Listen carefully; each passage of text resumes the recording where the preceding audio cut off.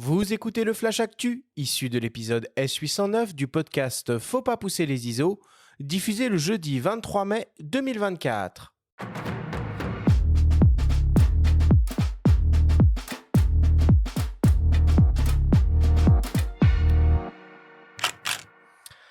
Cette semaine, dans le Flash Actu, Fujifilm annonce 2 nouveaux boîtiers et 2 nouvelles optiques. Sigma dévoile la V2 de son 24-70 mm f2.8 Art et Canon sort de son silence sur l'arrivée de l'EOS R1. Le Flash Actu vous est présenté par Fox.fr, le site des spécialistes de l'image. Fujifilm a profité de son Summit qui s'est déroulé il y a quelques jours en Australie pour dévoiler une impressionnante série de nouveaux produits.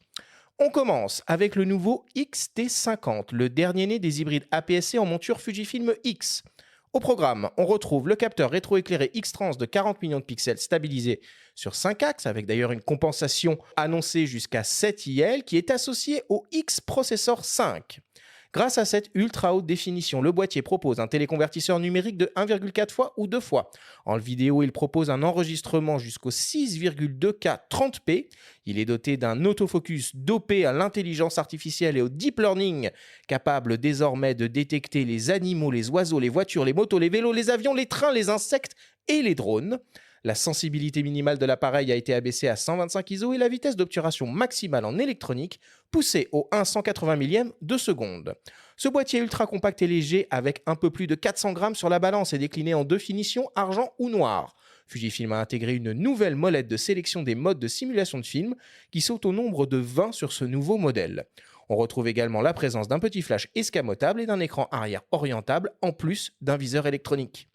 Pour l'accompagner, le constructeur a également dévoilé une nouvelle optique standard polyvalente en gamme XF. Un 16-50 mm f2.8 4.8 composé de 11 lentilles réparties en 9 groupes, offrant un rapport de grossissement maximal de 0,3 fois. Ce nouvel objectif est également très léger avec 240 grammes sur la balance. Le nouveau Fujifilm X-T50 sera disponible à la mi-juin et proposé au prix de 1 499 € nu ou en kit avec le XC 16-45 mm au prix de 1 599 € ou le nouveau XF 16-50 mm au prix de 1 899 €. A noter que ce nouvel objectif sera proposé pour sa part seule au prix de 799 € et ce dès la fin du mois de mai. Fujifilm a également annoncé un nouvel hybride moyen format, le GFX 100S2, doté d'un nouveau capteur haute vitesse de 102 millions de pixels stabilisé jusqu'à 8 IL et associé au X-Processor 5. L'appareil est capable de monter en rafale jusqu'à 7 images par seconde. Il propose un enregistrement vidéo en 4K 30p 422 bits en interne et l'Apple ProRes en enregistrement externe USB-C. Niveau autofocus, on retrouve toutes les dernières innovations Fujifilm avec l'IA et le deep learning. Détection, reconnaissance et suivi des sujets sur les visages, les yeux, mais aussi, accrochez-vous, les animaux, les oiseaux, les voitures, les motos, les vélos, les avions, les trains, les insectes et les drones. On retrouve un mode Pixel Shift 400 millions de pixels, les 20 modes de simulation de film, une sensibilité qui descend désormais à 80 ISO et une plage de dynamique étendue et une meilleure réduction du bruit numérique. Le GFX 100S2 est toujours un boîtier compact et léger au regard de ses caractéristiques, avec un peu moins de 900 grammes sur la balance et une épaisseur de moins de 9 cm. Il dispose d'un très beau viseur électronique, 5,76 millions de pixels, un écran arrière orientable et un écran de contrôle supérieur. Enfin, le constructeur annonce son arrivée dans le C2PA et le CAI pour développer une solution qui me permettra d'assurer l'authenticité des images. Cette solution sera déployée progressivement sur les boîtiers de la série X et GFX. Le nouveau Fujifilm GFX 100S2 sera disponible à la mi-juin et proposé au prix de 5 499 €.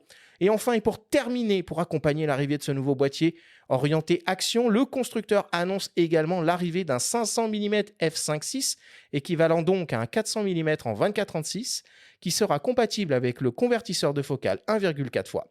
Il sera proposé pour sa part au prix de 3 899 €. Sigma dévoile la seconde génération de son zoom transstandard en ouverture constante f2.8. Au programme, un meilleur pouvoir de résolution, une meilleure ergonomie et un meilleur autofocus. On retrouve une formule optique composée de 19 lentilles réparties en 15 groupes, avec 6 verres FLD, 2 verres SLD et pas moins de 5 lentilles asphériques. Résultat, une absence totale d'aberration, une très bonne homogénéité du piqué entre le centre et les bords des images, une meilleure résolution et une excellente gestion du flair. Niveau autofocus, on retrouve une motorisation linéaire HLA, une mise au point interne, un focus briefing minimal et une distance minimale de mise au point de 17 cm au grand angle. Niveau ergonomie, l'objectif est 7% plus petit et 10% plus léger que son prédécesseur. On retrouve une nouvelle bague de réglage du diaphragme manuel et 2 boutons personnalisables. Il est toujours naturellement protégé contre la poussière et les intempéries. Le nouveau Sigma 24-70 mm f2.8 DGDN2 Art sera disponible à la fin du mois en monture L et E et proposé au prix de 1 349 €. Enfin, Canon annonce officiellement son nouvel hybride ultra professionnel, le R1, ou plutôt simplement son développement et son arrivée dans le courant de l'année. À l'approche des Jeux Olympiques de Paris 2024, Canon tente de rassurer ses photographes professionnels en dévoilant quelques informations sur son futur vaisseau amiral, le R1, qui est actuellement en phase de test terrain sur les grandes compétitions sportives du moment et à venir. Ce que l'on peut dire sur ce nouveau boîtier, c'est que il intégrera un nouveau processeur appelé Digic Accelerator qui travaillera de pair avec le Digic X sur une logique donc de double processeur. Il embarquera un nouveau capteur CMOS. Il sera capable de gérer de très grands volumes de données à très haute vitesse. Il proposera des avancées technologiques et des possibilités totalement inédites, notamment au niveau de l'autofocus grâce à une technologie d'IA par deep learning pour la reconnaissance et suivi du sujet à haute vitesse et avec une grande précision. Par exemple, pour des photographies de sport d'équipe, il sera en mesure de détecter et suivre le sujet principal d'une action. Une fonction priorité à l'action sera capable de déterminer le mouvement d'un joueur qui initie une action et de prioriser la mise au point sur ce dernier pour capturer les moments décisifs du jeu. Et enfin, il intégrera également une puissante fonction de réduction du bruit qui avait été précédemment développée et optimisée pour les logiciels de traitement d'image en post-production. Voilà, c'est tout ce que l'on sait pour l'instant. Et il faut avouer que l'on reste clairement sur notre faim. Le Canon EOS R1 arrive officiellement en 2024. Il était temps et c'est pas vraiment une surprise.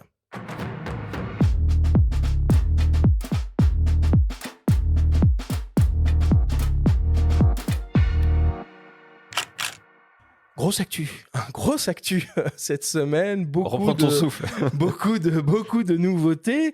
On va essayer de réagir de manière progressive. Déjà, Benjamin, les annonces Fujifilm, nombreuses, impressionnantes comme d'habitude, et aussi impressionnantes au niveau du prix, parce que ce XT50, aussi séduisant soit-il, est quand même, je trouve, assez cher. C'est très bizarre et paradoxal. C'est-à-dire que le petit APS-C XT50 est effectivement très cher.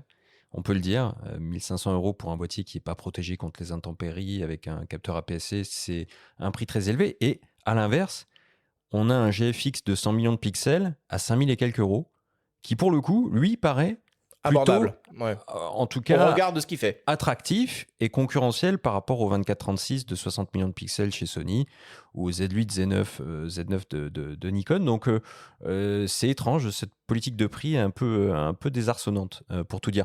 Après, moi, j'ai eu la chance de prendre en main le GFX notamment, 100S Mark II. Il faut s'y retrouver dans toutes ces dénominations, avec le 500 mm. Et j'avoue que l'expérience de faire de la photo moyen format en longue focale en rafale est une belle expérience. C'est assez bluffant. L'AF est quand même, je dirais, il faut prendre des précautions. C'était pas une version définitive du boîtier ni de l'optique certainement. C'est pas aussi tranchant que l'AF d'un Z8 par exemple. Mais la sensation, et quand on consulte les images après sur l'écran arrière du boîtier et a fortiori sur l'ordi, quand on voit les transitions tout en douceur, le piqué absolument dingo, on se dit qu'il se passe quelque chose quoi, du côté du moyen format. Donc c'est de très très belles annonces. Bon. Et le Canon R1, vite fait. Le Canon R1, Déception de cette annonce qui n'en est pas une en fait. Je suis pas tout à fait d'accord. Déception, non. Il faut attendre. Canon, il faut quand même savoir une chose, c'est Canon est l'un, si ce n'est le seul acteur du marché qui est en totale maîtrise de A à Z de ses composants, puisqu'ils font tout eux-mêmes. Ils ne délèguent rien. Et ça, c'est une vraie force. Donc, avant de dire, tiens, il n'y a pas de global shutter, il n'y a pas de capteur empilé, pas de machin. Ah non, mais je sais pas ça. Moi, Voilà, je dis juste que cette annonce-là n'en est pas une en fait. Ils annoncent que ça va arriver. Bon, on le savait. Mais si, mais ils ont fait ça avec le 1DX Mark III. Nikon a fait ça avec le D6. C'est une annonce de développement. Que ça arrive tard, c'est un fait. On l'aurait attendu avant. Maintenant, moi, je ferais plutôt confiance à Canon que le moment où ça va tomber, par contre, je pense que ce sera abouti. Et en attendant, les utilisateurs grand public attendront peut-être plus probablement un R5 Mark II. Bon, on l'appelle comme ça, on n'a aucune info, on voit des rumeurs un Il y a des petit chances peu qu'il s'appelle à comme ça droite quand à même. gauche, il y a quand même des chances que ce soit ça. Le R1 sera un produit pour les professionnels qui est très attendu, mais ne fantasmons pas trop et attendons de juger sur pièce surtout. Et puis, à commencer par les photographes pros d'agence qui vont pouvoir mettre la main dessus pendant les Jeux Olympiques. Je sens qu'il va y avoir des petites photos qui vont fuiter pendant cette période-là. Oui, et du coup, c'est pas très grave puisque le visuel du boîtier est connu désormais. Donc. Bon. Julia, toi, tu travailles avec du matériel Sony, si je crois Ouais. bien. Avec quel modèle exactement?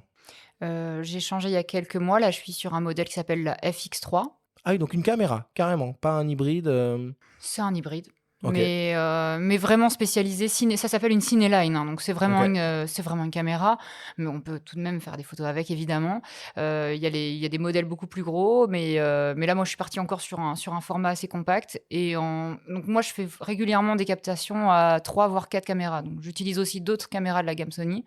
Donc, une A7S3, que est sa concurrente principale. Bah, en fait, le FX3 est Une presque ouais. équivalent. Sans le viseur, quoi. C'est Ouais, ça, c'est et plus- et avec des pas de vis partout, quoi. C'est modulaire, quoi, Ouais. disons. C'est ça. Et il y a une ventilation dans la FX3 qu'il n'y a pas dans la 7S3. Ce qui est un avantage quand même en vidéo. Quand on tourne très longtemps en 4K, parfois il y a des problèmes de surchauffe. Et donc la FX3 permet d'avoir cette petite ventilation supplémentaire qui évite le petit thermomètre qui s'affiche, qui est très flippant quand on tourne depuis 1 heure en 4K. Donc voilà, moi je travaille sur Sony, mais à la base, moi j'avais commencé avec un bon vieux Canon 5D Mark III. Et Ouais. c'était génial. C'était des très très belles images. Moi, ce que j'aimais bien chez Canon, c'était la chaleur des teints de peau qu'on a complètement perdu avec Sony, qui est une image très numérique, Colorimétrie très froide, hein, Ouais, c'est très, ça. très particulière. un peu grisée, mais le truc, c'est que de toute façon, en vidéo, il faut la travailler, l'image. Il faut la travailler, il faut l'étalonner, enfin comme en photo, en fait. Hein. Mais c'est vrai qu'en sortie de capteur, chez Canon, on a des belles choses. Chez Sony, parfois, pour les gens qui y passent, ça peut être un peu, ça peut être un peu surprenant. Et toi, en tant que professionnel ancré dans la production, est-ce que ça te parle, là, cette espèce de fuite en avant de tous les constructeurs pour toujours proposer des modes d'enregistrement plus lourds, avec des plus grosses définitions, des plus gros codecs, des débits de ouf? Ça te parle, ça te séduit tout ça ou pas trop? Ah, moi, comme plein de gens dans le milieu de la photo ou la vidéo, j'ai un petit côté geek, donc ça m'intéresse. Après, moi, je Bienvenue. vais, voilà. Après, moi, je vais un peu à contre-courant de tout ça, c'est-à-dire que je pense que c'est dommage d'aller à la course au matériel, même si c'est très très intéressant de voir ce que les constructeurs vont faire. Il faut vraiment se rappeler que dans notre travail au quotidien, on a généralement besoin que de un tiers de la capacité que nous propose Ouais. une des caméras qui viennent de sortir. Et donc, effectivement, aujourd'hui, quand on achète les dernières caméras de chez Sony, on va se retrouver avec des fichiers qui vont être potentiellement extrêmement lourds, avec plein de paramètres qu'on va pas utiliser. Et quand on se pose la question, est-ce que j'en ai besoin? Ouais, peut-être. Est-ce que j'en ai vraiment besoin? Non, en fait, pas du tout. Donc, il faut attendre un petit peu. Donc toi, la Et- 8K, c'est pas un sujet, en fait. Pas avec mon domaine d'activité, pas dans mon domaine d'activité. Par contre, si je faisais beaucoup de clips, si je faisais de la pub plus régulièrement, oui, je me poserais vraiment la question. Mais là, actuellement, la 4K, c'est ce que je livre à mes clients et ça me suffit grandement. Parce qu'après, de toute façon, il y aura toujours des choses qui vont sortir et je trouve ça dommage de mettre sur le bon coin une caméra qu'on a achetée l'année précédente. Euh, bon, voilà, c'est... Par contre, oui, je suis toujours curieuse de voir ce que vont faire les constructeurs parce que moi, ce que je cherche au final, c'est des setups de plus en plus légers et c'est d'essayer de trouver des outils qui permettent de passer d'une production à une autre sans avoir à changer de matériel à chaque fois. Effectivement, moi, je connais des vidéastes hyper geeks qui achètent des caméras parce que ça vient de sortir, mais qui peuvent pas s'en servir sur les jobs parce que c'est trop lourd ou parce qu'ils n'ont pas les accessoires qui s'adaptent et du coup, il faut les acheter. Mais alors, du coup, c'est un autre budget. Enfin, Ça tombe bien, on va en parler un petit peu, je crois. C'est un peu le sujet de l'émission. il paraît. Quoi, c'est pas pourquoi je viens là? Alors, parmi les actualités aussi cette semaine, moi, je voulais parler d'une initiative que je trouve assez chouette d'OM System qui vient tout juste de lancer un système de prêt pour pouvoir, du coup, essayer, tester boîtier et optique avant de les acheter. Alors, bon, d'habitude, c'est des choses qui existent déjà, qu'on peut faire dans certains magasins. Là, c'est une autre mécanique. Ça se passe en ligne. En fait, on fait une demande de réservation de prêt. Donc, on choisit son bateau, son machin, on remplit les adresses. On laisse un dépôt de garantie par carte bleue du montant de la valeur du kit qu'on souhaite essayer. Et OM System s'occupe de nous l'envoyer directement à domicile avec, j'imagine, une étiquette de retour pour pouvoir le restituer après. Donc, ça se passe sur MyOM System et la seule contrepartie qui est demandée, c'est de s'abonner à la newsletter. À laquelle vous pourrez évidemment vous désabonner 2 secondes après si jamais elle ne vous intéresse pas. Donc voilà, je trouve ça assez chouette. Ouais, très belle initiative. Mais d'ailleurs, je ne sais pas si vous voulez en parler, mais moi, je fonctionne beaucoup avec l'IT-Share. L'IT-Share, c'est Vous voyez ce que c'est? Non. L'IT-Share, c'est français. c'est le bon coin des vidéastes, quoi, Non, c'est non, ça? c'est de la location entre vidéastes. Ok, Ouais, c'est le donc ça, Airbnb de la vidéo. Ouais, en quelque sorte, ouais. Moi, j'ai mon matériel qui est dessus, donc ça m'arrive régulièrement d'avoir de l'éclairage qui part, des micros, et donc on se loue entre freelance pour la majorité et c'est super intéressant parce qu'effectivement, si j'ai envie de tester, le dernier de Sigma Art et qu'il y a un vidéaste à côté de chez moi qui vient de l'acheter parce qu'en fait, il y en Le a partout. 51.2 au hasard. Non, au hasard. Et ben, en fait, pour la modique somme de, je sais pas, souvent les optiques qu'on peut récupérer chez les freelances, ça va être une vingtaine d'euros. On la prend pour la journée, on la teste. Tu écris ça C'est comment? pas mal. L'IT. L'IT-Share, L'IT-Share. l'IT comme la lumière, LIGHT-Y, et share, partagé, SHARE. Je pense toujours à nos auditeurs Ouais. non anglophones. Non, mais c'est vraiment super intéressant. Benjamin, tu Chouette. voulais ajouter quelque chose cette semaine sur le Flash Actu? Oui, très rapidement, je voulais juste adresser un clin d'œil à nos amis de Compétences Photo qui fêtent leur numéro 100. Donc c'est Oh. toujours, bah oui, c'est quand même chouette, surtout pour un magazine papier, ça devient rare. Donc félicitations à eux, avec un beau numéro sous la forme d'un guide de la retouche, et puis un clin d'œil aussi à Jean-Christophe Béchet qui a réussi à financer son projet de livre African Memories, donc il va revenir sur ses premiers pas dans la photo, notamment au Cameroun ou dans d'autres pays d'Afrique, un super projet noir et blanc. Donc bravo à lui, projet financé sur Ulule, qui peut même aller encore un petit peu plus haut puisqu'il reste quelques jours pour participer. Et puis on lui dit à très bientôt, peut-être à nos micros. Il est déjà venu plusieurs fois. C'est toujours un plaisir de converser avec lui. Ça marche.